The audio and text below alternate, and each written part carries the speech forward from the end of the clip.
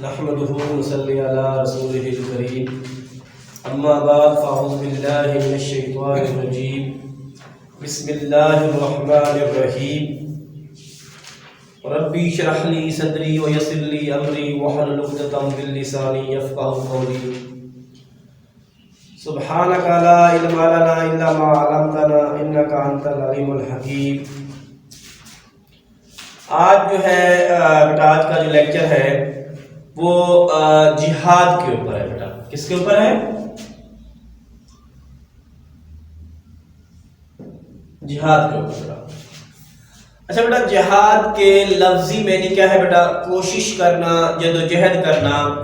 اگر ہم اس کی اصطلاحی تعریف کریں کہ جہاد سے مراد ہر وہ کوشش جو اللہ کی رضا اور خوشنودی حاصل کرنے کے لیے اور دین کی سربلندی اور امت مسلمہ کے دفاع کے لیے کی جائے وہ جہاد کہلاتی ہے۔ اچھا بیٹا، جہاد کا پس منظر کیا ہے یہ بات آپ کو معلوم ہونی چاہیے، کیونکہ آج کل جو سوشل میڈیا ہے اس نے جہاد اور جو ہے دہشت گردی کا جو ہے وہ فرق ختم کر دیا ہے، تو اسی لیے آپ کو جہاد کی تعریف اور اس کا پس منظر معلوم ہونا چاہیے۔ دیکھیں کہ حضور صلی اللہ علیہ وسلم نے اپنی دعوت کا آغاز مکے سے کیا، اور مکے سے جب مدینہ کی طرف ہجرت کی اور وہاں جو ہے اسلامی ریاست کی جو ہے بنیاد ڈالی اور وہاں کے جو اسلامی قوانین تھے اس کو نافذ العمل بنایا، یہ دیکھ کر جو ہے کفار مکہ کو بڑی تکلیف ہوئی کہ کیوں مسلمان امن اور جو ہے سکون سے رہ رہے ہیں۔ اس کی خاطر انہوں نے 3 مرتبہ جو ہے وہ مدینہ کے اوپر چڑھائی کی اور اس میں جو ہے ان کو مونگی کھانا پڑی۔ اب سب سے پہلا جو غزوہ ہوا جسے غزوہ بدر کے نام سے ہم جانتے ہیں بیٹا، کہ غزوہ بدر کے اندر آپ دیکھ لیں کہ وہ 1000 کا لشکر اور اسلحے سے لیس اور مسلمان 313 اور جن کے پاس 6-7 تلواریں اور جو ہے اسی طرح جو ہے 7-8 جو ہے اونٹ اور گھوڑے اور 70 کے قریب اونٹ تھے، ٹھیک ہے، برائے نام اسلحہ تھا، صحیح ہے، لیکن اس کے باوجود جب جنگ میں آمنے سامنے ہوا تو کیا ہوا؟ اور اس جنگ میں جو ہے کفار مکہ کو عبرتناک شکست ہوئی، 70 کے قریب مارے گئے، 70 کے قریب جو ہے وہ جنگی قیدی ہوئی، جن سے کفار مکہ کی جو ہے وہ جو جنگی قوت تھی اس کی جو ریڑھ کی ہڈی تھی وہ ٹوٹ گئی۔ کیوں؟ کہ 70 جنگجو مارے گئے اور 70 کے قریب جو ہے وہ قیدی ہوئے، اس وجہ سے۔ اور اس کے بعد غزوہ احد ہوا، غزوہ خندق جسے ہم غزوہ احزاب کے نام سے جانتے ہیں، اور اس کے بعد ایک لاتعداد سلسلہ شروع ہوتا ہے۔ مسلمانوں نے جو ہے آپ دیکھیں کہ حضور صلی اللہ علیہ وسلم کی قیادت کے اندر مکہ فتح کیا، اور فتح مکہ کے بعد جب سارے جو ہے وہ کفار گردنیں جھکائے کر کھڑے ہوئے، آپ نے کہا تھا تسلیم علیکم اليوم، تمہارے پر آج کے دن کوئی گرفت نہیں ہے۔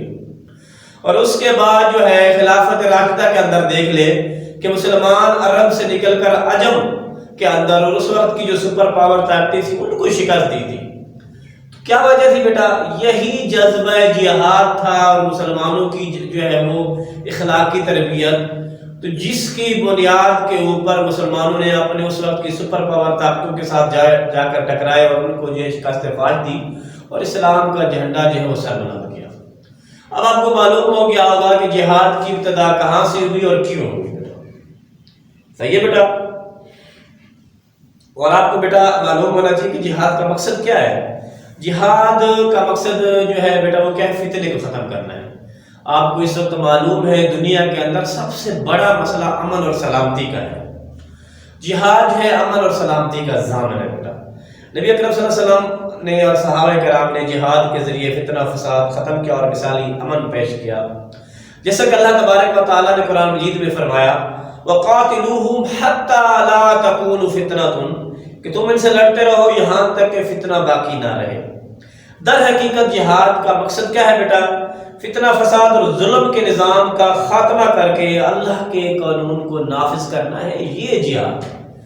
یہ جہاد نہیں جو آج کل آپ کو سوشل میڈیا اور دوسرے تیسرے لوگ جو ہے بتاتے رہتے ہیں، ٹھیک ہے، اور غلط جو ہے جہاد کی تصویر آپ کو دکھائی جاتی ہے، صحیح۔ اور اس کے بعد بیٹا جہاد کی اقسام کیا ہے کہ جو شخص بنفس نفیس جنگ میں شریک ہو اسے ہم جہاد بالسیف کہتے ہیں۔ وہ اپنی جان سے جو ہے وہ کیا کرتا ہے؟ اپنی جان کا جو ہے نذرانہ پیش کرتا ہے، اپنی جسمانی طور پر جو ہے وہ جنگ میں شریک ہوتا ہے، تو اس کو بیٹا جہاد بالسیف کہتے ہیں۔ اور اس کے بارے میں جو ہے اللہ تبارک و تعالیٰ نے قرآن مجید میں کیا کہا ہے؟ بسم اللہ الرحمن الرحیم، وَلَا تَقُولُوا لِمَنْ يُقْتَلُ فِي سَبِيلِ اللَّهِ أَمْوَاتٌ بَلْ أَحْيَاءٌ وَلَٰكِن لَا تَشْعُرُونَ۔ جو شخص جو ہے اللہ تعالیٰ کی راہ میں لڑتا ہے وہ شہید ہو جاتا ہے تو اسے مردہ مت کرو، بلکہ اللہ کے ہاں وہ زندہ ہے اور وہ رزق پا رہا ہے، اور تمہیں جو ہے اس کا شعور نہیں ہے۔ آگے بیٹا دوسری اقسام ہے جہاد بالمال۔ کیا بیٹا؟ جہاد بالمال، اللہ کے دین کے ساتھ بلندی اور غلبے کے لیے جو رقم آپ خرچ کریں گے وہ جہاد بالمال کہلائے گی۔ وہ رقم جو محاذ کے اوپر مجاہدین ہیں ان پر آپ خرچ کریں، یا مجاہدین کے بیوی بچی ہیں ان پر آپ جو ہے وہ خرچ کریں گے، وہ جہاد بالمال کہلائے گی۔ اس کے بعد بیٹا جہاد بالقلم۔ موجودہ ذرائع دیکھ لیں، ذرائع ابلاغ انتہائی طاقت والے بیٹا، انسانی معاشروں پر ان کے اثرات بہت مرتب ہوتے ہیں۔ یہ ٹولز ہیں، یہ ہتھیار ہیں پورے معاشرے کو کنٹرول کرنے کے لیے۔ دیکھیں کہ اس وقت یہ ٹولز اور یہ ہتھیار کس کے پاس ہے۔ اگر یہ ٹولز اور یہ ہتھیار اللہ کے پیارے بندوں کے پاس ہو تو آپ دیکھیں کہ وہ کس طرح اس کی ترجمانی کرتے ہیں، کس طرح جو ہے اس جہاد کا فلسفہ لوگوں کے سامنے پیش کرتے ہیں۔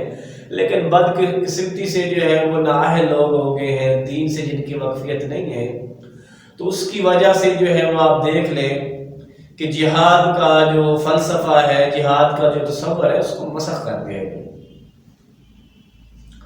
اور اس کے بعد ہے جہاد باللسان۔ نبی اکرم صلی اللہ علیہ وسلم کا ارشاد ہے کہ افضل الجہاد کلمۃ حق عند سلطان جابر، سنن ابو داؤد کی حدیث ہے، سب سے بہترین جہاد ظالم اور جابر حکمران کے سامنے سچی بات کہنا ہے۔ اس طرح بیٹا اس کے ساتھ ایک اور ملتی جلتی حدیث ہے کہ تم میں سے جو برائی دیکھے سب سے پہلے اس کو ہاتھ سے روکے، اگر ہاتھ کی استطاعت نہیں ہے تو زبان سے روکے، اگر زبان کی استطاعت ہے اس کو دل میں برا جانے، اور دل میں برا جانے کا مطلب یہ ہے کہ ساری زندگی اس برائی کے قریب نہ جائے۔ صحیح ہے بیٹا؟ یہ کیا تھا؟ جہاد باللسان تھا۔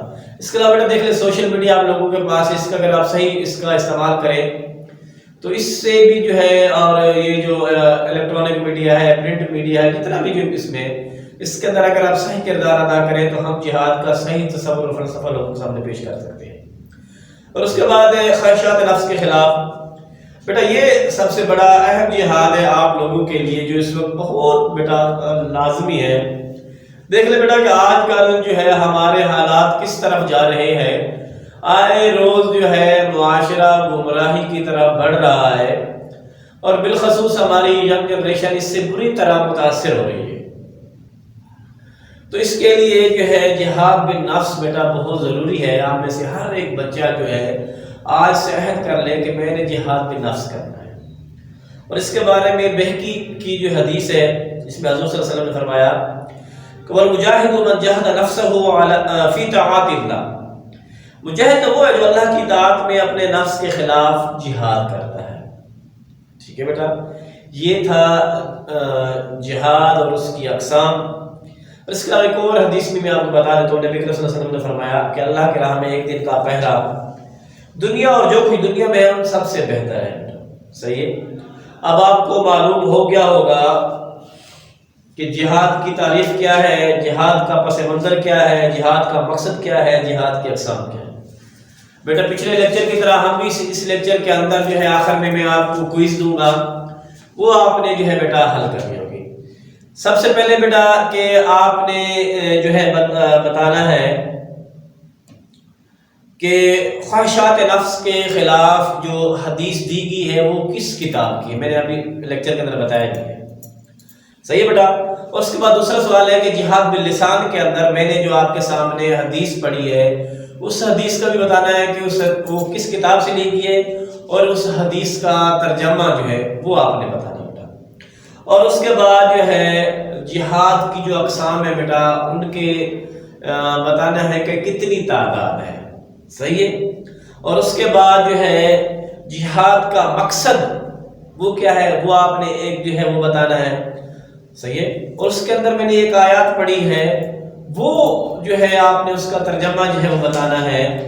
جہاد کا پس منظر جو ہے بیٹا وہ آپ نے جو ہے مجھے بتانا ہے صرف آدھی لائن کے اندر، اور جہاد کے لفظی معنی اور جہاد کی اصطلاحی تعریف، یہ جو ہے بیٹا کوئز ہے، اس میں 6-7 سوال بنتے ہیں جو کہ میں نے لیکچر کے اندر آپ کو ڈیلیور کیے ہیں، بتائے ہیں. تو یہ اس کا بیٹا جو ہے وہ آپ نے مجھے جواب دینا ہے، جس طرح جو ہے واٹس ایپ گروپ بنا ہوا ہے اس کے اندر. صحیح ہے بیٹا؟ جب یہ لیکچر اپلوڈ ہو جائے گا اس میں جو ہے وہ آپ کو ٹائم دیا جائے گا کہ بیٹا اس ٹائم سے اس ٹائم کے اندر ان سوالوں کا جو ہے جواب جو ہے وہ مجھے بیٹا واٹس ایپ کر دیں گے. گروپ کے اندر میں ایڈ ہوں، اور یہ آپ کو پہلے پچھلے لیکچر کی طرح بتا دوں کہ یہ آپ کے ریکارڈ کا حصہ ہوگا. یہ آپ کے جو ہے ہاف پیپر ہوئے، ہاف نہیں ہوئے، یہ بھی سمجھ لیں آپ کے پیپر ہیں، ان کو ایزی مت لیجیے گا بیٹا. صحیح ہے؟ تو اللہ تبارک و تعالیٰ سے دعا ہے کہ اللہ تعالیٰ ہمیں اس پر جو ہے عمل کرنے کی توفیق عطا فرمائے. جزاک اللہ.